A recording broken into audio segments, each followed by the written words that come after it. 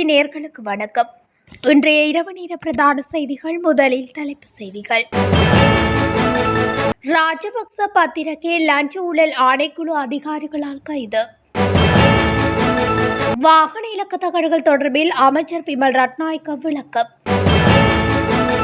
மட்டக்களப்பு கொழும்பு பிரதான வீதியில் ஏற்பட்ட விபத்து, ஒருவர் பலி. இசு தாக்குதலுக்கு முன் மைத்திரிக்கு வந்த அழைப்பு, சிஐடியில் முக்கிய புள்ளி. கொத்மலை நீர்த்தேக்கத்தில் அடையாளம் தெரியாத சடலம் மீட்பு. வீதியில் காயங்களுடன் விழுந்து கிடந்த நபர் உயிரிழப்பு. கொழும்பு வர்த்தக நிலையம் ஒன்றில் தீ விபத்து.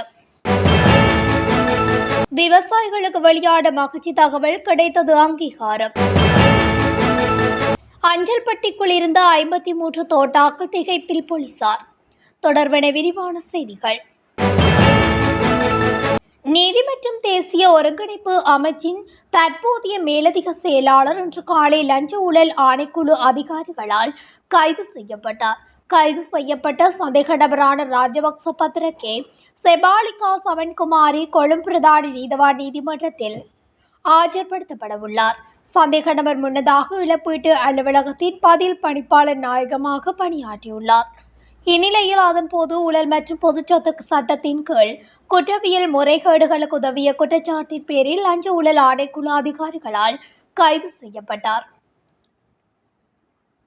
புதிய வாகன இலக்க தகடுகளை வழங்கும் பணியில் ஏற்பட்டுள்ள தாமதம் குறித்து போக்குவரத்து, நெடுஞ்சாலைகள், துறைமுகங்கள் மற்றும் சிவில் விமான போக்குவரத்து அமைச்சர் பிமல் ரட்நாயக்க நாடாளுமன்றத்தில் இன்று விளக்கினார்.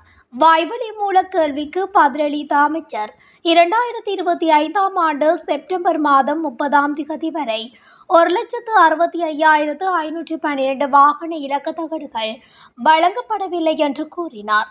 வாகன இலக்க தகடுகளை வழங்கும் பணியில் தாமதம் ஏற்பட்டுள்ளதாக அமைச்சர் மேலும் கூறினார். வாகன இலக்க தகடுகளை வழங்குவதில் நாங்கள் திட்டமிட்டதை விட நீண்ட தாமதம் ஏற்பட்டுள்ளது. புதிய இலக்க தகடுகளில் 7 சிறப்பு பாதுகாப்பு அம்சங்கள் உள்ளன. இலங்கையில் இந்த 7 அம்சங்களை சோதனை செய்வதற்காக மொரட்டுவை பல்கலைக்கழகத்திடம் ஒப்படைத்தோம்.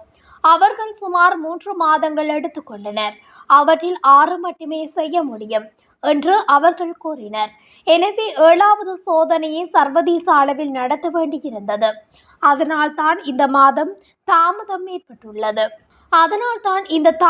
ஏற்பட்டுள்ளது. பாதுகாப்பு நிலைமையை அதிகரிக்க மேற்கொள்ளப்பட்ட முயற்சிகளும் பலனளித்துள்ளன என்று தெரிவித்தார். இதேவேளை புதிய சாரதி அனுமதி பத்திரங்களை வழங்குவது தொடர்பில் எழுத்துள்ள பிரச்சினை எதிர்வரும் 18ஆம் தேதிக்குள் தீர்க்கப்படும் என்று போக்குவரத்து, நெடுஞ்சாலைகள், துறைமுகங்கள் மற்றும் சிவில் விமான போக்குவரத்து அமைச்சர் பிமல் ரட்நாயக்க தெரிவித்துள்ளார். மட்டக்களப்பு கொழும்பு பிரதான வீதியில் வாழைச்சேனை போலீஸ் பிரிவுக்குட்பட்ட நாவலடி பிரதேசத்தில் இடம்பெற்ற வாகன விபத்தில் ஒருவர் உயிரிழந்துள்ளதாக வாழைச்சேனை போலீசார் தெரிவித்தனர். இன்று காலை கொழும்பிலிருந்து மட்டக்களப்பு நோக்கி சென்ற காரின் சாரதி தூக்கம் காரணமாக வீதியை விட்டு விலகி வீதியோரமாக பயணித்தவர் மீது மோதியதில் இந்த விபத்து ஏற்பட்டுள்ளது. இந்த விடயம் ஆரம்பகட்ட விசாரணைகளில் தெரிய வருவதாக போலீசார் மேலும் தெரிவித்தனர்.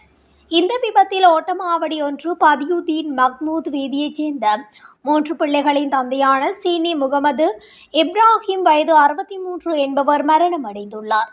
வாகன சாரதி கைது செய்யப்பட்டுள்ளதுடன் மேலதிக விசாரணைகளை வாழைச்சேனை போலீசார் மேற்கொண்டு வருகின்றனர்.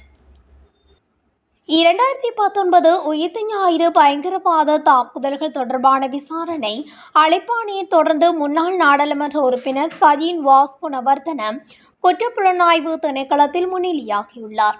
தாக்குதல் குறித்த முன்னெச்சரிக்கைகளுடன் தொடர்புடையதாக கூறப்படும் தொலைபேசி அழைப்புகள் தொடர்பாக வாக்குமூலம் அளிக்கவே குணவர்தன அழைக்கப்பட்டதை காவல்துறையினர் தெரிவித்தனர்.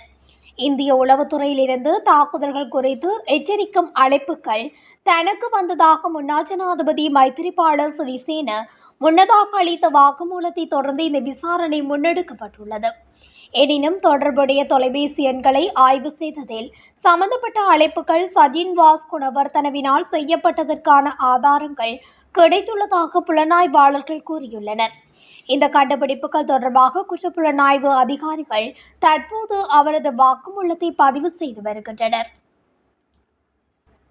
மேல் கொத்மலை நீர்த்தேக்கத்திற்கு நீரேந்தி செல்லும் கொத்மலை ஓயாவில் அடையாளம் தெரியாத நபரொருவரின் சடலம் மீட்கப்பட்டுள்ளதாக லெந்துலை போலீசார் தெரிவித்தனர்.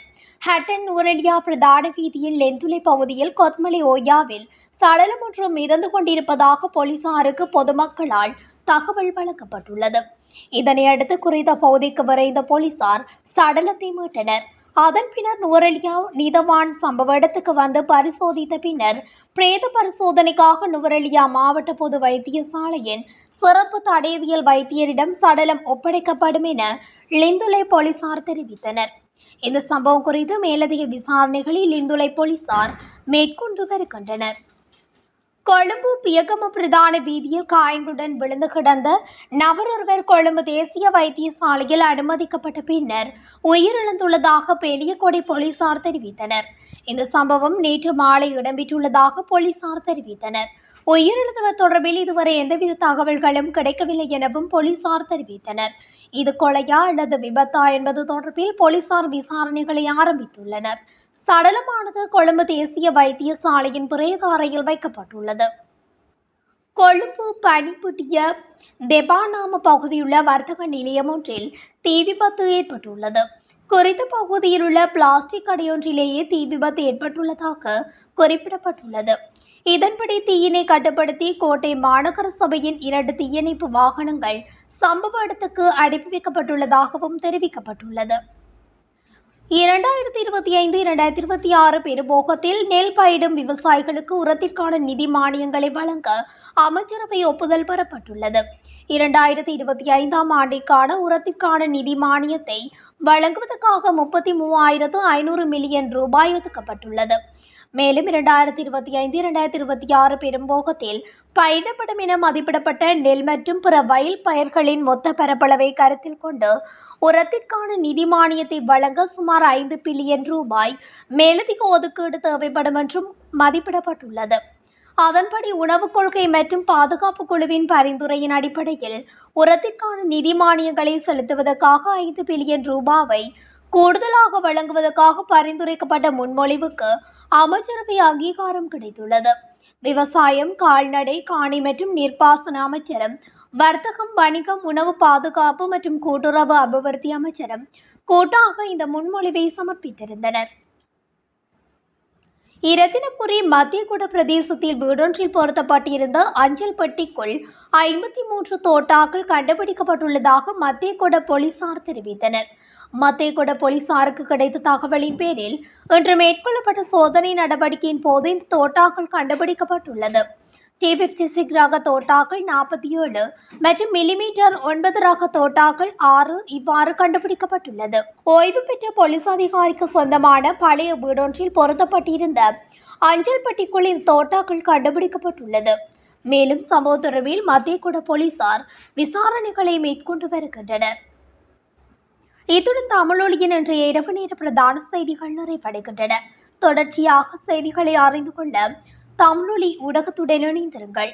நன்றி, வணக்கம்.